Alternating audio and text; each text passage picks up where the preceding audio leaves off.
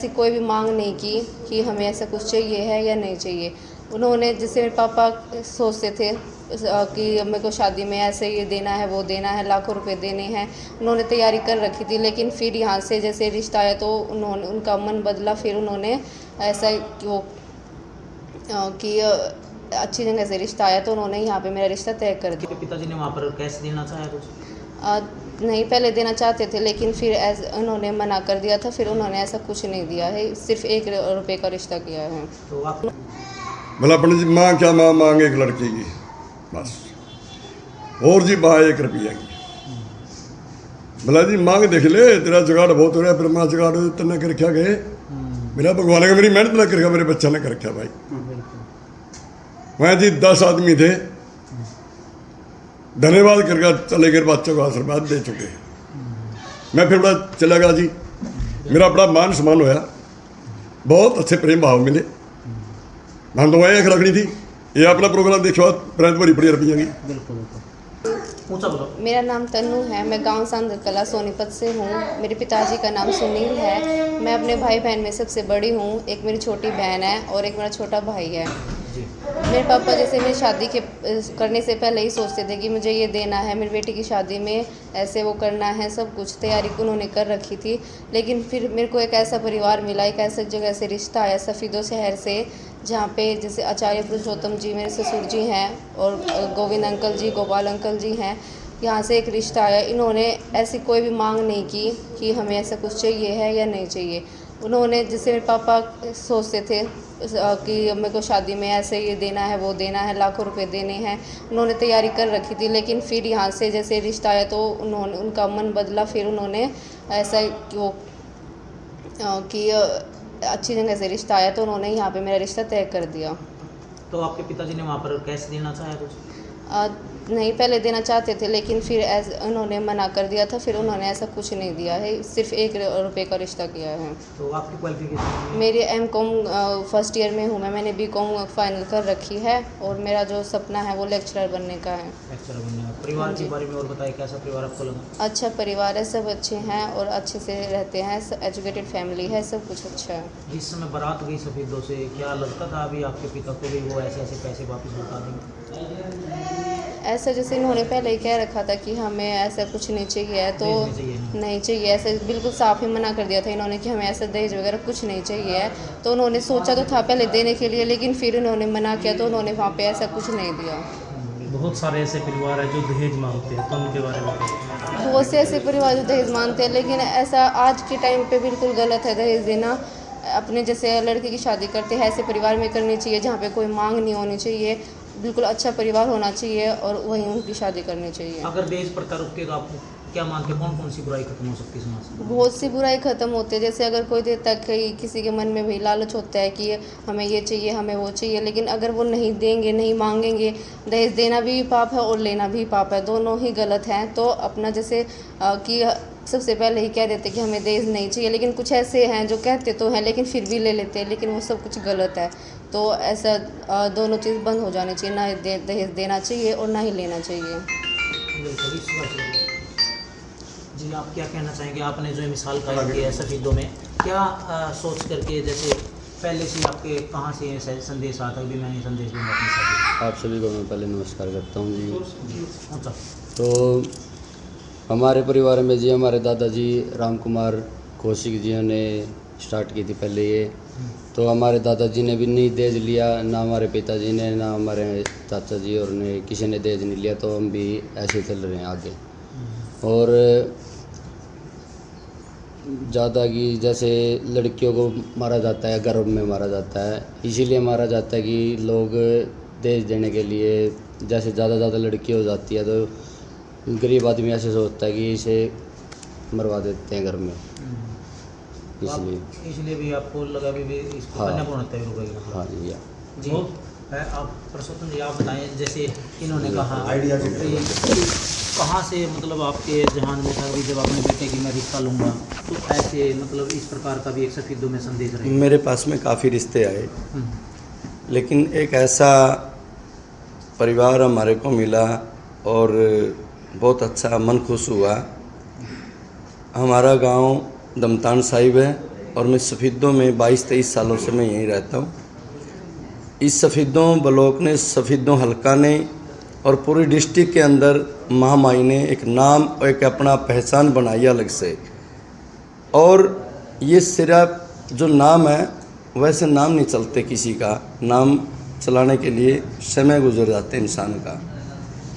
परमपिता परमात्मा की कृपा से मेरे पिताजी ने एक बात कही थी, बेटा जो रिश्ता लेगा वो 1 ही रुपया का रिश्ता लेना है और अच्छा ख़ानदान का रिश्ता लें। पहले अपने बुजुर्ग कहते थे बेटा 1 रुपया का रिश्ता होना चाहिए। तो पहले वाले रीति रिवाज आज आप चलाते हैं तो हमारे हर घर के अंदर खुशी लहराएगी। जब लहराएगी जब हम कुछ मांग डिमांडों को ख़त्म करेंगे। आजकल थोड़ा किसी का हो जाता है, वो पहले मैं कहता मैंने करेटा चाहिए, मैंने फॉर्चूनर चाहिए, मैं तो लेकर नहीं जाऊँ, मैं तो इसको छोड़ दूँगा। एक राजस्थान का मैटर आया था, उसमें पंचायत के अंदर देश विदेशों तक वो वीडियो वायरल हुई। जब शादी करने के लिए आया उसने मांग डिमांड की भी मैं फॉर्चूनर भी चाहिए और मैंने 50 लाख रुपए चाहिए, तो वो रिश्ता कैंसिल हुआ। उन 2 बेटियों का भी घर उजड़ने का काम किया उन्होंने। लेकिन जब आदमी ऐसी हरकत करता है उसको परमपिता परमात्मा तो दंड देता ही देता है। जनता एक जनार्दन है, जनता ने भी उसको दंड दिया। तो भाई हम ये कहते हैं दहेज एक नहीं लेना चाहिए दहेज से, क्योंकि हर चीज़ ख़त्म होती है, आदमी इज्जत ख़त्म होती है, आदमी की वैल्यू नहीं रहती। आदमी कितने चौड़ा होकर के चलता है, तो आदमी चौड़ा जब चलता है जब आदमी 1 रुपये का काम करता है, 1 रुपया लेता है। आपने क्या क्या ठुकराया इस रिश्ते में, क्या क्या दे रहे थे इसकी फैमिली से? मैंने जी सिर्फ मान सम्मान रखा है, अगला की पूंजी की तरफ देखा नहीं। हमने हमारी बेटी मान करके उसको आशीर्वाद दिया। पंडित जी आप दुनिया भर में शादियां करवाते हैं जी, दान दहेज भी आता है वहाँ पर जी। आपके मन में लालच नहीं आया कि मैं भी कुछ लूँ? देखो बहुत अच्छी बात है आपकी पत्रकार बंधु हो, होता है हर इंसान के अंदर में होता है कि मैं लूँ। भाई जब हम शादियों में जाते हैं, शादियों में वचन भरवाते हैं और शादियों में हम बखान भी करते हैं, भाई गरीब की भी शादी होती है और अमीर की भी शादी होती है। उसमें क्या कहते हैं भी जिसका जैसा भी ब्योत हो, अपनी बेटी को हर आदमी सोचता है मैं अपनी बेटी के लिए मैं बहुत कुछ दूं, लेकिन हम ना हमारी बेटी ही ली है, बहू बना करके नहीं लेकर, हमारी बेटी मान करके लेकर के आए हैं। मैं बसूंगा तो इनसे बसूंगा, न कि मैं लालच से बसूंगा। तो हमने उस लालच को ठुकरा करके हमारा समधी जी ने बड़ा मान सम्मान कराया, बड़े प्रतिष्ठित आदमी हैं। और ये वीडियो है वहाँ की, देखियो भाई। अगर मतलब जी बात करें परिवार की, तो परिवार में आप सभी इकट्ठा रहते हैं, कितने भाई? हम मेरे पिताजी और 4 भाई हैं, 2 गांव में दमतानसाई में रहते हैं, 2 हम यहीं रहते हैं, मेरे चाचा और मेरे पिताजी। मेरे पिताजी राम कुमार जी हैं और मेरे से छोटा जो भाई है ये गोविंद है, और इससे बड़ा जो है ये मौसी का लड़का मेरी का। लेकिन आज हमारे को 4 भाइयों को ये मानते हैं भी ये एक ही माँ के बच्चे हैं, हम इकट्ठे रहते हैं। आज तक हम यही मानते आए थे और 4 भाई हम इकट्ठे रहते हैं। गोपाल से छोटा विक्रम है, लेकिन हमारा इकट्ठा ही कार्य है। कई लोग कहते हैं कि पता नहीं क्या मांग लेंगे, क्या कर लेंगे। ऐसा फतूर था गांव में, वहाँ संदल कला जहाँ मेरा बेटा ज्योतिष ब्याया गया है। लोगों के फड़का था कि भाई क्या नाम है, पता नहीं ओके यार कि नहीं। भाई देखो ये फड़का तो सफेदों वालों को भी था जी। देखो ऐसे ऐसे फड़का क्या है, फड़का तो निकालना पड़ता है। लोग तो हमारे पत्र दिखाने के लिए आते हैं, वो भी कई बार लोग सोच रहे थे पता नहीं क्या मांगे पुरुषोत्तम जी हैं। देखो अपने अपने माइंड की बात होती है, सोचन शक्ति की बात होती है। आप मेरे से मिलिए, डायरेक्ट मिलिए, भाई मैं क्या मांगता हूँ। लोग काफ़ी है जंतरी दिखवाने के लिए आते हैं, हम गरीब के भी जाते हैं, अमीर के भी जाते हैं। लोगों के दिलों में क्या है, पता नहीं क्या फीस है उसकी। मेरी कोई फीस नहीं है, आज तक किसी को तरसाया नहीं है। हम गरीब के पुजारी हैं, हमेशा रहेंगे। या कोई हमारे बारे में कोई सोचता है, कहता मिलने से पहले आदमी उसको सोचने के पहले उसको मिले और मिल करके उससे बात करें। पुरुषोत्तम जी जी आपके बेटे ने अभी बताया कि जैसे मैं उनसे इंस्पायर हुआ, आपसे इंस्पायर हुए, अपने दादा से इंस्पायर हुआ, क्या उन्होंने भी ऐसे ही शादी की थी, कोई दहेज लिया था कि नहीं? भाई मेरी शादी हुई, मेरे पिताजी ने बोला भाई 1 रुपया ही ठाना उस दिन भी। आज भी मेरे बेटे की शादी हुई, मेरे पिताजी की चल रही है भी। ठीक है ना। हम तो भी पिताजी जी तक डर का चल रहा, मान सम्मान करते हैं। मान सम्मान करते हैं। और पूरा रुपका रोड़ा का काम में भी दमतान साई में भी पूरा मान सम्मान है, और उरे भी पूरा मान सम्मान है। मैं सफीदों हल्का ब्लॉक को कोटि कोटि नमन और प्रणाम करता हूँ। इस ब्राह्मण को अपने सलाखों पर बिठा करके रखा है, सिर्फ एक मान सम्मान से है, और जुबान के पक्के, और जहाँ अड़गे वहीं सब कुछ है। जो दहेज लेते हैं उनके बारे में क्या कुछ? दहेज लेते हैं, मैंने कहता हूँ उसको इतना दंड दे, मारा वर्गा चित्र मारा उसका दाब गए। दहेज किसे मानते हैं जी आप जी? दहेज भाई जो धन दे दिया, हूँ कहते मैं तो 1 रुपये की रिश्ता लिया और फिर चुपक दी सेटिंग बिठा लेंगे भाई मैं तो छोरा रूसा भाई रिश्ता तोड़ा है, गाड़ी देनी पड़ेगी, वो किला बेचा, ज़मीन बेचा, पैदरानी घर बेचा है अपनी। वो क्या वो पत्नी उसकी जो आने वाली लड़के की वो सेवा कर देगी? नहीं कर सकती। क्या उसको सुख दे देगी? हमारे को सुख देने वाली बेटी चाहिए थी, वो हम ले आए।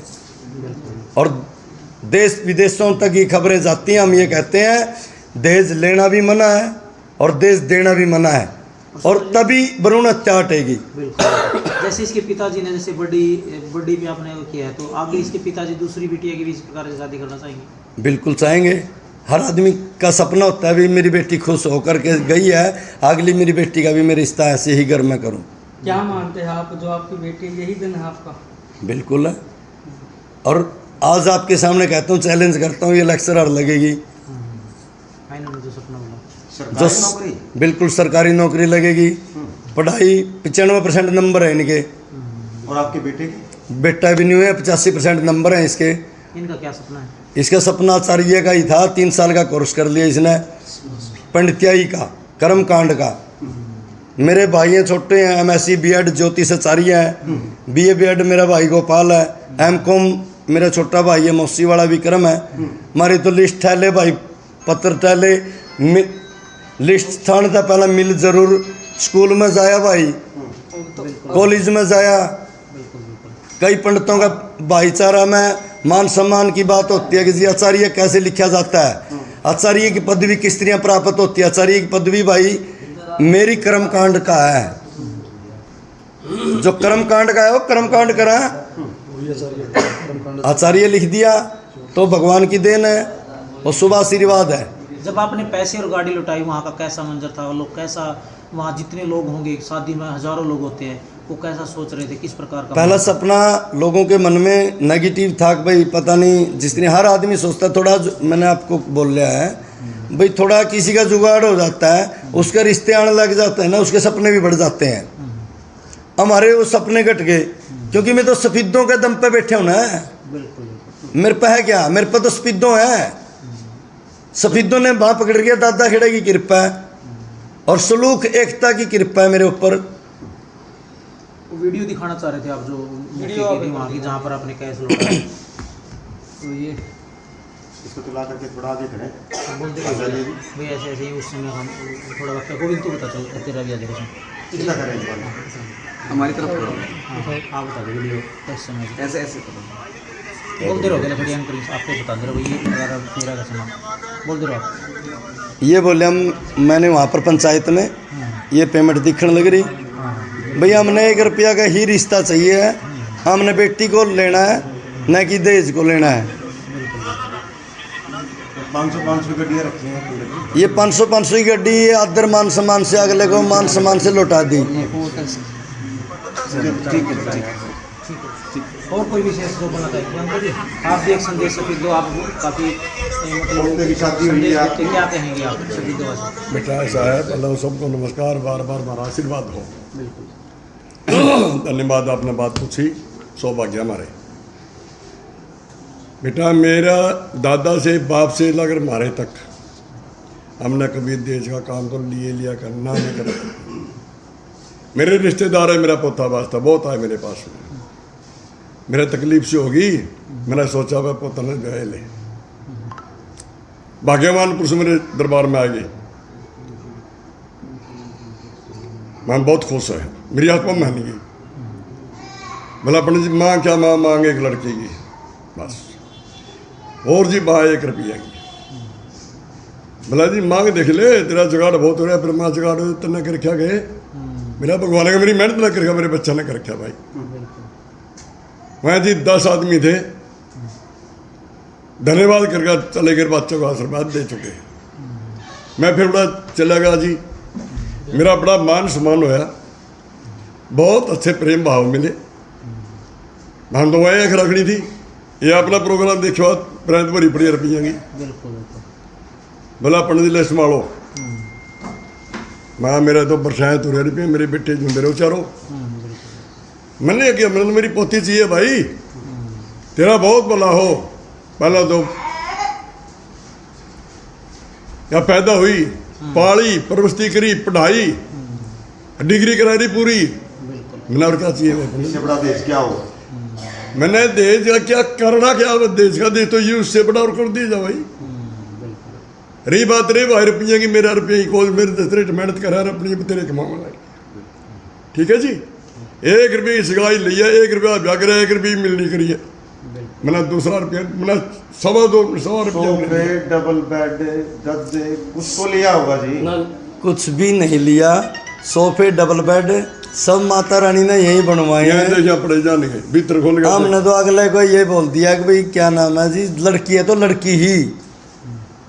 और कोई बात नहीं। और जो हमारा बिचौला था अशोक था, संदल कला से ही है, उसके भी मन में विचार दूसरों ने उत्पन्न नेगेटिव कर दिया कि भाई तने जो आचार्य जी हैं सफ़ीदों में, कदे लास्ट में आकर के वो बेइज्जती हो जाए, तने उससे रिश्ता जड़वान लग रहा है।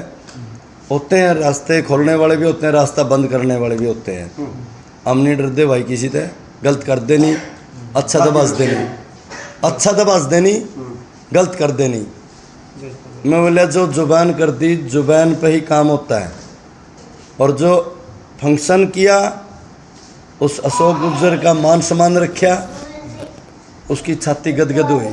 भाई दादा आचार्य जी, मैं बड़ा खुश होया, आपने बेटी मांगी थी, बेटी ही लेकर के गए हो। पहला नंबर तो बिचौला खुश होया, परिवार तो अपने आप खुश है और गाँव भी खुश हुआ। इससे बड़ा कुछ नहीं होता।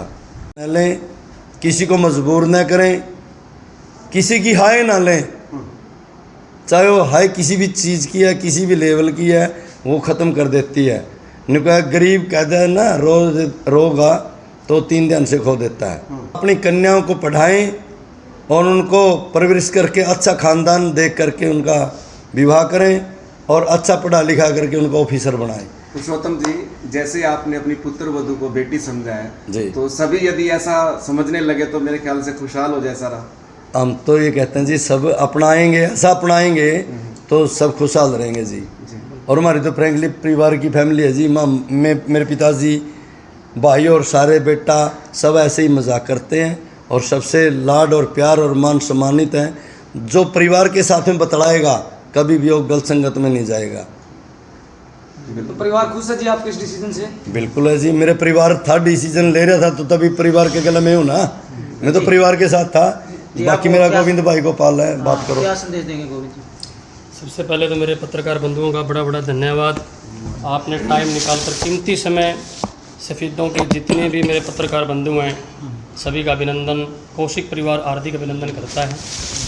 और संविधान का चौथा स्तंभ माना जाता है मीडिया को, क्योंकि आप सच्चाई से रूबरू कराने वाले होते हैं। क्योंकि आज जो संदेश समाज को जाएगा, सोसाइटी को जाएगा, हल्के में जाएगा, पूरे हरियाणा में जाएगा, यदि 3 से 4 परिवारों में भी फर्क पड़ेगा तो कम से कम 4 बाप की बेटियों का भला होगा। मेरे पिताजी का सपना था कि भगवान मेरे को सक्षम करे, परमात्मा मेरे बेटों को सक्षम करे, और जब मैं सक्षम होऊंगा और मेरे जीते जी यदि परमात्मा ने ऐसा किया तो मैं पोते का ब्याह 1 रुपया करूँगा। बड़े भाई ने, पुरुषोत्तम जी ने उसको साकार किया। शादी से 10 दिन पहले मीटिंग की थी, उससे पहले किसी को कुछ नहीं पता था। सब तैयारियां वहाँ थी, हर प्रकार की तैयारियां थी। हमारे सिंधी साहब का फ़ोन आया था कि पंडित जी महाराज डरने की ज़रूरत नहीं है, खुश करके भेजेंगे, हमने मेरा भी रिश्तेदार बढ़िया मिला है। उनकी तरफ से कोई नेगेटिव रिपोर्ट नहीं थी। पूर्ण तरीके से मजबूत हमारा सिम, देखो गरीब ब्राह्मण नहीं है, मजबूत ब्राह्मण है, कर्म करने वाला, बिल्कुल बिल्कुल संपन्न हर चीज़ से, हमारे से भी संपन्न, मेहनती है हर प्रकार से बढ़िया तरीके से। तो मेरे पिताजी ने मीटिंग ली, इसमें गोपाल जी मेरे बड़े भाई हैं, पुरुषोत्तम जी, मेरे पिताजी, मेरे चाचा जी, हमारे 2-4 रिश्तेदार बैठकर हमने फैसला किया, जिसके बीच हमारे बेटे को बिठाया गया। और मेरे पिताजी ने इनसे पूछा कि भाई पोते, आज मेरे से बता दियो, क्योंकि कहने में और करने में बड़ा फ़र्क होता है। आदमी कह देता है लेकिन करने में बड़ा फ़र्क होता है। उन्होंने पूछा कि बेटा जो तेरी इच्छा आज है ना मेरे से बोल।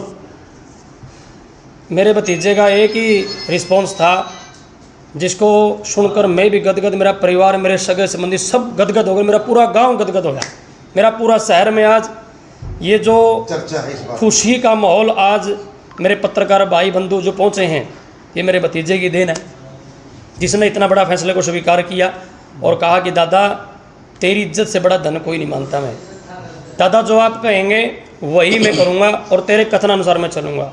तो मेरे पिताजी ने कहा कि बेटा 1 रुपया रिश्ता लूँगा, जो चाहिए मेरे से बोल। शादी से पहले ही अपने नई कमाई से हमारे भाई ने, पुरुषोत्तम जी ने बेटे को बुलेट मोटरसाइकिल दो, टॉप मॉडल। मैंने बोला बेटे तुम मेरी कमाई से ले, बेटी को कभी नहीं कहता क्या क्या है। जिस समय हम वहाँ शादी में गए, वहाँ पर लाखों रुपए का कैश हमारे को भेंट करने का कार्य किया, पंचायत ने भी, पूरा समाज ने भी। मेरे पिताजी ने 1 रुपया वहाँ से उठा के और पूरे समाज को गर्वित किया। और बेटी वाले ने एक बात हमारे सिंधी साहब ने की कि इस एहसान को मैं पूरा जीवन याद रखूँगा, और आज आपका त्याग अनेकों बेटियों की जान बचाएगा। उस तथ्य को समक्ष रखते हुए मैंने एक बात बोली थी वहाँ कि हम आभारी हैं आपके, क्योंकि जब पिता बेटी का कन्यादान करता है उसका हाथ हमेशा ऐसे होता है, और जो कन्यादान लेता उसका हाथ ऐसे होता है। लेने वाले का हाथ ऐसे होता है, देने वाले का ऐसे होता है। हम एक बात समझते हैं हमेशा कि जिसने बेटी दे दी ना, उसने सब कुछ दे दिया, और आभार हैं हम उनके सामने बड़े गरीब हैं। वो अमीर है जिसने 22 साल तक बेटी पाल कर, पड़ोस कर, मजबूत करके, पढ़ा लिखा के हमारे को सपूर्द कर दी, से बड़ा धन में नहीं मानता। बहुत बढ़िया, बहुत बढ़िया। आचार्य जी एक बात बताएं जी, दहेज का सिलसिला कितने सालों से चल रहा है जी?